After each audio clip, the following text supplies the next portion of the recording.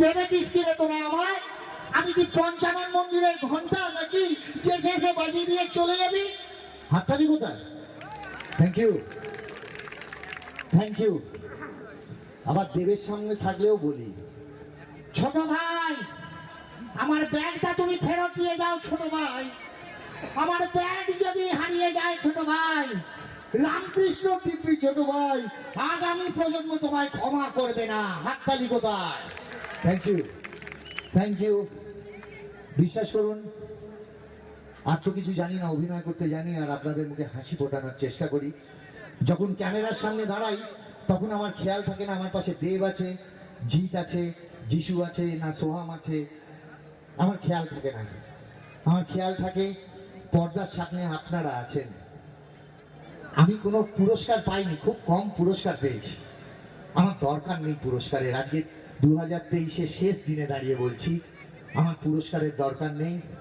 আপনারাই আমার পুরস্কার, আপনারাই আমাদের ফিল্মফেয়ার, আপনারাই আমার Oscar. Thank you so much.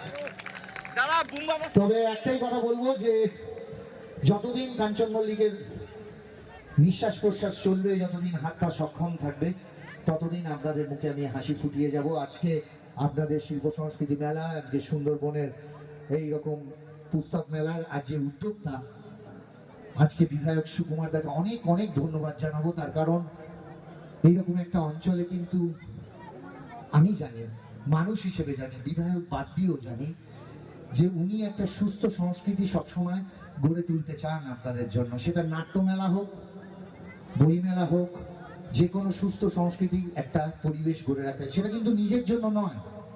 এত দিনের একটা মেলা, সেটা শুধু আপনাদের জন্য, আপনাদের জন্য আর আপনাদের জন্য।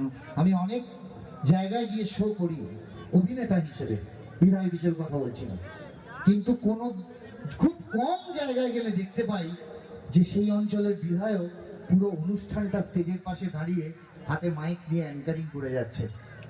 আমাদের তো বিধায়কদের তো 5 বছরের সময়সীমা, 5 বছর বাদে আবার আমরা সেই সুকুমার দা, সেই কাঞ্চন মল্লিক। কিন্তু এই কাজগুলো থেকে যাবে। সব মানুষেরই টিকিট কাটা, সবাইকেই চলে যেতে হবে, কার কখন কনফার্ম হবে